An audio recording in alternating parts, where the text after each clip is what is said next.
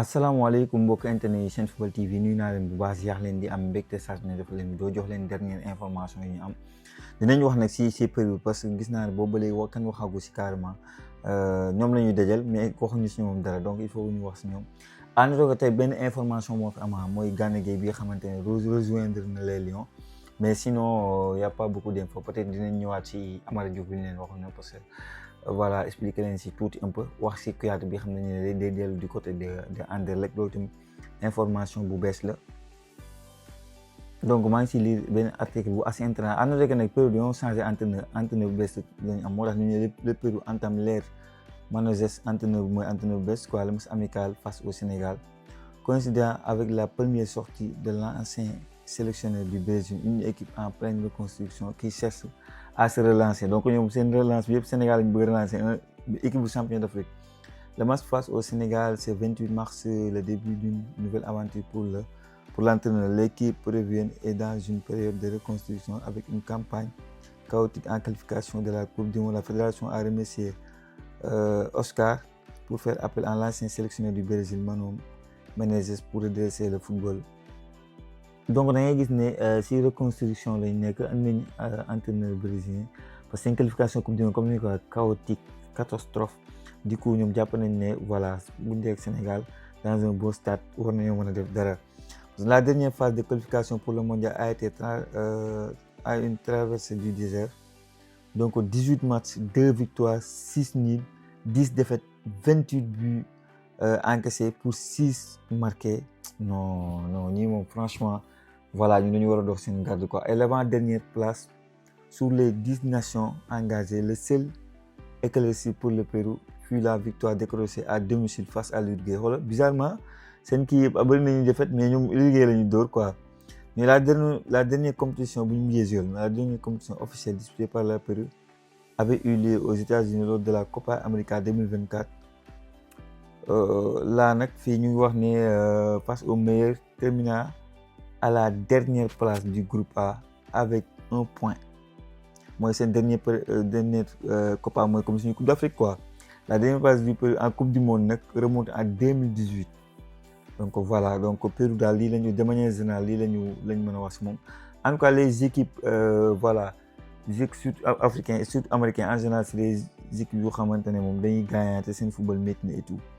Les équipes il est loin le temps où l'attaque du Pérou faisait trembler la défense adverse avec un trio qui faisait des ravages.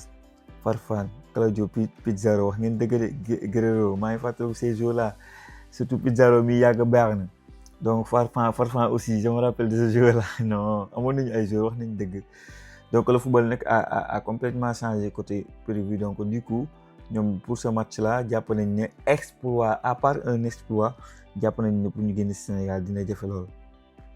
waa Libye nag dinañ fay suñu coach bi quoi mu ngi bëgg a yàgg ñu waxoon déggoon ngeen information comme quoi suñu coach bi Aliou Cissé bi mu nekkee Libye ba tey dafa amoon ay problème ay salaires yu ñu ko war a fay moo tax ñu ne la situation d'Aliou Cissé à la tête de la sélection libyenne connaît un léger apaisement après plusieurs mois de tension liés au retard de salaire. Une partie des sommes liées aux techniciens sénégalais a finalement été réglée donc après tension yi mu am yàgg na et tout mujj nañ ko fay xam naa bu nekk disons bu newoon 6 mois peut-être fay nañ ko 3 mois moo tax ñu ne l'ancien sélectionneur des Lions a reçu 5 mois de salaire sur les 8 qui lui étaient dus. Ces gestes marquent une avance notable dans un dossier qui avait serré l'incertitude autour de son avenir donc demoon nañ ba commencé wax ay Guinée à un moment donné wax nañu Mauritanie pour Aliou Cissé donc finalement xam nga sur les 8 mois ñu fay le saa 6 mois je pense que baax na quoi xam nga donc loolu pour man ñooñu mën nga am ci ñoom confiance pour ñu fay la jusque nag xam naa salaire bu nga nañ ko fay cette régulation partielle contribue à apaiser la situation donc pour le coach Aliou Cissé donc ne seen xel dal que du côté de Libye ñu ngi koy fay salaire am wala ñu ngi koy commencé bëgg fay salaire am fay nañ ko la moitié pour que rek jàmm mën a am mu mën a doxal di liggéey. Kouyaté de retour en Europe après passage am nag catastrophique du côté de Turquie équipe bu Mbaye Diagne bi xam Mbaye Diagne moo wax sax ñu jël ko mais après bu jël jubboog ñoom ba ni mu bàyyee kase boobule contrat léegi nag jamono bi ñoom on parle de équipe bi nga xamante ne moo ko révélé ba mu dem Premier League di Anderlecht moo tax ñu ne libre depuis son départ en deuxième division turque, Cheikhou Kouyaté pourrait rebondir à Anderlecht prochainement. Selon des informations, le milieu de terrain sénégalais est en discussion avec le club belge. Cheikhou Kouyaté pourrait retrouver des couleurs qu'il connaît très bien. En effet, selon les informations de Sacha, le milieu de terrain champion d'Afrique est en discussion avec Anderlecht. Le journaliste spécialiste du mercato a précisé que l'ancien de West Ham devrait rejoindre les U23 de la formation. Bon, dafay dem peut-être xam naa pour dooleel formation réserve bi jàppale leen loolu maa ngi koy gis ay club yu bëri di ko def, mais bon en espérant que mu demee mu wan lu tax pourquoi pas ñu équipe A bi. En tout cas dem si U23 c'est bien. Après mën nga def reconversion sax pourquoi pas nekk entraîneur coach bokk si staff bi au niveau de Belgique xam nga. Donc kii c'est un entraîneur dans le terrain, c'est un entraîneur pour man.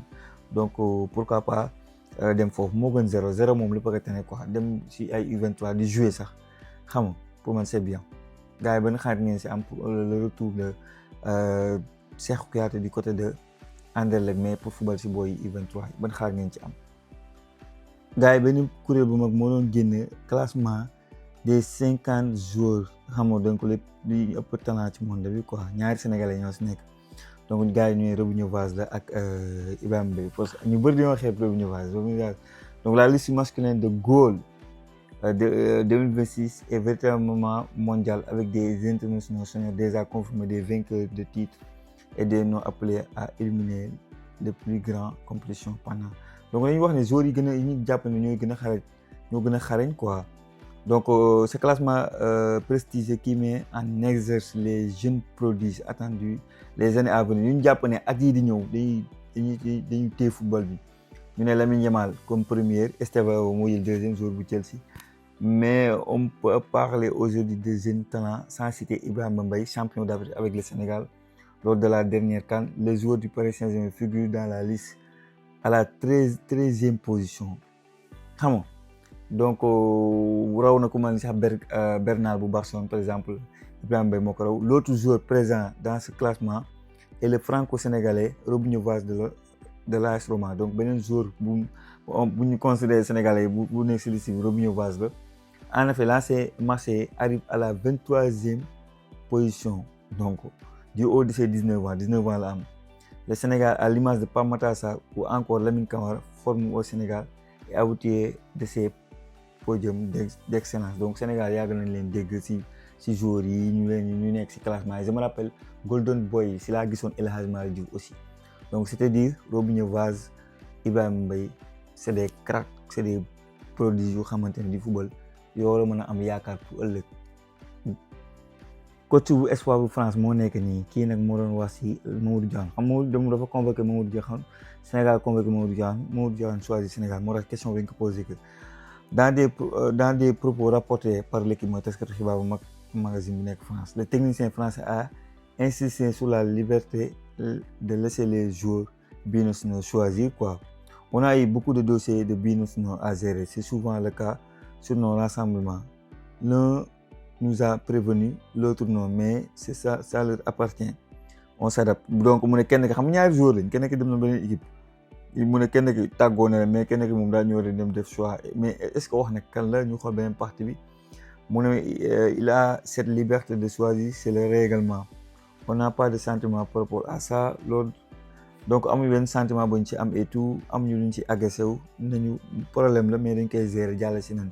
Lii moo tax ma ne Pape Thiaw a été intelligent li mu woo Mamadou Diakhone, mais c'est à Pape Thiaw aussi tamit d'aider Mamadou Diakhone à réussir du côté de l'équipe nationale du Sénégal par rapport ak le choix bi mu def.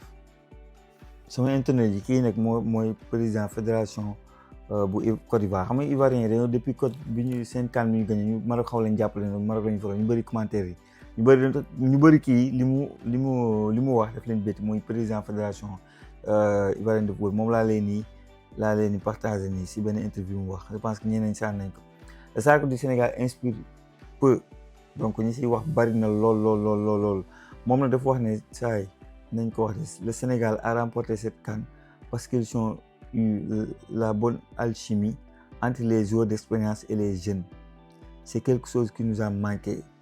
C'est une réponse à ceux qui pensent qu'on ira au mondial avec une équipe de mineurs. Bu du ay xale ñooy gagné mu ne Sénégal aussi tamit mérite trophée bi xamante ne jël na ko donc nga gis ne kii moo dirigé football parce que Côte d'Ivoire aussi seen fédération bu mag la moo tax la bataille de l'opinion c'est important ba tey Maroc gisoo kenn ku leen taxaw jàppale leen suñu wax jàppoon nañ ne sax kii def leen jàppale par rapport ak ñoom bi Côte d'Ivoire organisé Maroc xaw na leen jàppale ba ñu qualifié et tout mais kii bu mu génnee dene Sénégal moo nekk si dëgg Sénégal mooy championnat bi mooy champion bi ba pare ne Sénégal li tax mu nekk champion bi parce que moo fa mënoon moo tax moo mënoon ci Coupe d'Afrique moo ko gagné donc il mérite la Coupe d'Afrique ñoom dañuy liggéey jéem a nekk au niveau de Sénégal franchement mu nekk ay cadre bi ma bëggoon partager. donc mbokk yi li mu nekkoon xibaar yi stade bi ngeen di gis ni mooy stade de France bi fii la Sénégal Pérou war a am di wax yéen ñi bëgg maillot Sénégal yu bees mën ngeen ko am fii au 77 352 31 01